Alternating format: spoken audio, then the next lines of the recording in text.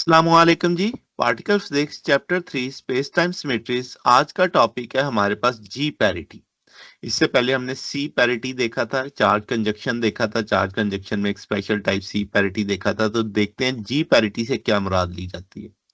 तो हम कहेंगे जी पैरिटी बुनियादी तौर पे कंबाइंड सिमेट्री ऑपरेशन है, जिसमें चार्ज कंजक्शन तो है ही है, मगर उसके बाद rotation bye 180 degree in isospin space, यानी अबाउट वाई एक्सिस कह लें आप।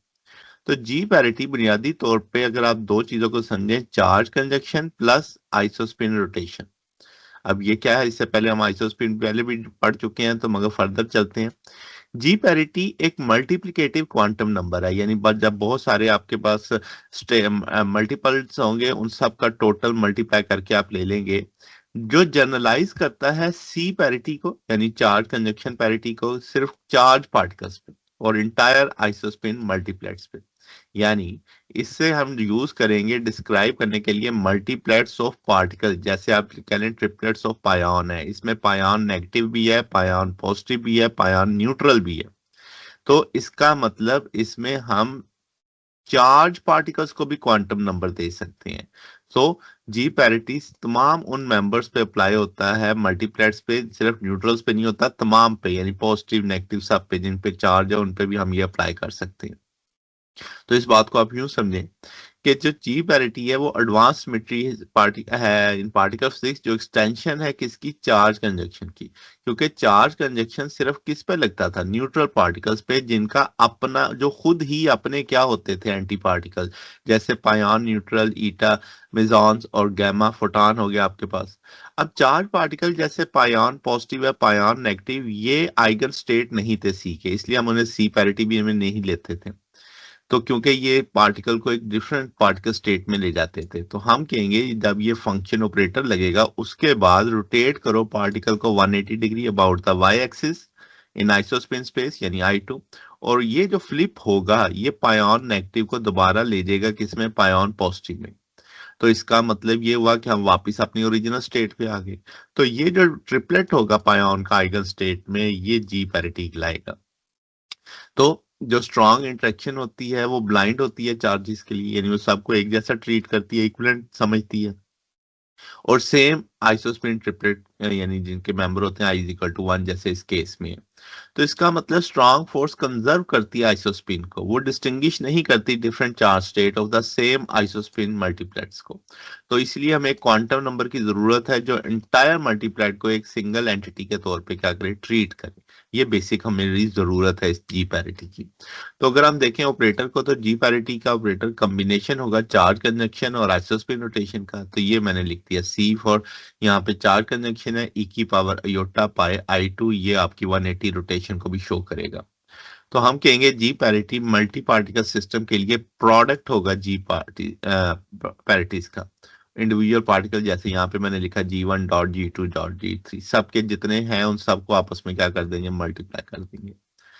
अब जी पैरिटी आइगन वैल्यू की बात करें एक पार्टिकल या सिस्टम ऑफ पार्टिकल के लिए जिसकी टोटल आइसोस्पिन आई होगी, तो हम कहेंगे जी पैरिटी निकाली जा सकती है सी पैरिटी और neutral member of the multiplet.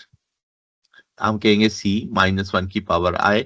आई यहाँ पे क्या है, टोटल आइसोस्पिन है। अब जैसे अगर हम पायन की बात करें, तो हम कहेंगे आपने सी पैरिटी लेनी है पायन की, न्यूट्रल पायन की, और आपके पास -1 की पावर आई आ जाएगा, तो इस सबको लेंगे -1 आ जाएगा। तो इसका मतलब तमाम 3 पायन की सेम जी पैरिटी होगी, डेट इज -1। तो जी पैरिटी बुनियादी तौर पे एक तरह से गेट कीपर है स्ट्रॉन्ग डिके का। ये हमें बताता है कि कितने पायॉन्स यानी एक पार्टिकल डिके कर सकता है, यानी एक पार्टिकल के डिके करने से कितने पायॉन्स आएंगे। अगर जी पार्टिकल की वैल्यू +1 है, तो हम कहेंगे इवन नंबर ऑफ पायॉन्स में डिके होगा। अगर जी की वैल्यू -1 है, तो हम कहेंगे ऑड नंबर ऑफ पायॉन्स में वो डिके होगा। तो अगर हम ओवरऑल चार्ट बनाए मुख्तलिफ का, पायॉन्स की आइसोस्पिन पता है, सी पैरिटी पता है, तो ये -1 आ जाएगा। ईटा मेसॉन्स की निकालें तो ये +1 आ जाएगा। रो मेसॉन्स की निकालें तो +1 आ जाएगा। ओमेगा मेज़ान्स की निकालें तो ये -1 आ जाएगा। तो ये हमारे पास एक डिफरेंट जो अवेलेबल पार्टिकल्स हैं उनका जी पैरिटी का एक 2 फार्मूला आ गया। अब कंजर्वेशन की बात करें तो स्ट्रॉन्ग इंटरेक्शन के अंदर ये कंजर्व होती है, क्योंकि जो फोर्स है वो कंजर्व करती है आइसोस्पिन और चार्ज कंजक्शन को। तो ये ज़ाहिर है हमारी जी पैरिटी इन्हीं दोनों से मिलके बन रही है, तो ये भी उस केस में क्या रहेगी, कंजर्व रहेगी। दूसरी चीज, एक स्ट्रॉन्ग डिके या जो रिएक्शन होगा वो तभी होगा अगर उसके इनिशियल और फाइनल स्टेट में जी पैरिटी क्या रहेगी, इक्वल रहेगी। फिर इलेक्ट्रोमैग्नेटिक की हम कहेंगे ये जी पैरिटी को कंजर्व नहीं रखती, क्योंकि इलेक्ट्रोमैग्नेटिक डिस्टिंग्विश करती है चार्जेस को, तो जिसकी वजह से जो आइसोस्पिन रोटेशन है वो मुतासर हो जाएगी। और इसका मतलब आपके पास इसमें आइसोस्पिन वैसी नहीं होगी जैसे स्ट्रॉन्ग फोर्स में, वो तो ब्लाइंड थी, तो इसका आइसोस्पिन कंजर्व नहीं होगी, तो मगर जो सी पैरिटी है वो कंजर्व रहती है। फिर वीक की बात की जाए तो इसमें भी ये कंजर्व नहीं रहेगी, क्योंकि इसमें वायलेट होता है सी और पी, तो हम कहेंगे जब दोनों से, इन्हीं दोनों से तो मिलके ये बन रहा है, तो इसका मतलब उनका कॉम्बिनेशन भी यहाँ पे कंजर्व नहीं होगा। अगर हम लिमिटेशन की बात करें तो जी पैरिटी सिर्फ उन पार्टिकल्स पे अप्लाई होती है जो अप और डाउन क्वार्क से मिलके बनते हैं, और ये यानी बाकी जो है strain, charm, top bottom quark वाले सिस्टम्स पे अप्लाई नहीं होती। फिर कहाँ इस्तेमाल करते हैं, हम देखते हैं कौन से के अलाउ है या फॉरबिडन है। मीज़ान्स को क्लासिफाई किया जा सकता है इसकी बुनियाद पे। फिर हम सर्टन रिएक्शन जो नहीं होते उनको भी एक्सप्लेन करते हैं जी पैरिटी की बुनियाद पे। तो ये जना हमारे पास टॉपिक था। अगर आपको इसमें कोई बात पूछनी हो, डाउट हो, नीचे कमेंट्स में पूछ सकते हैं। वीडियो अच्छी लगी हो, वीडियो को लाइक कीजिएगा, दोस्तों के साथ शेयर कीजिएगा, चैनल को सब्सक्राइब कर दीजिएगा। अब तक के लिए इतना ही, बकिया इंशाल्लाह नेक्स्ट देखेंगे। ओके, अल्लाह हाफिज।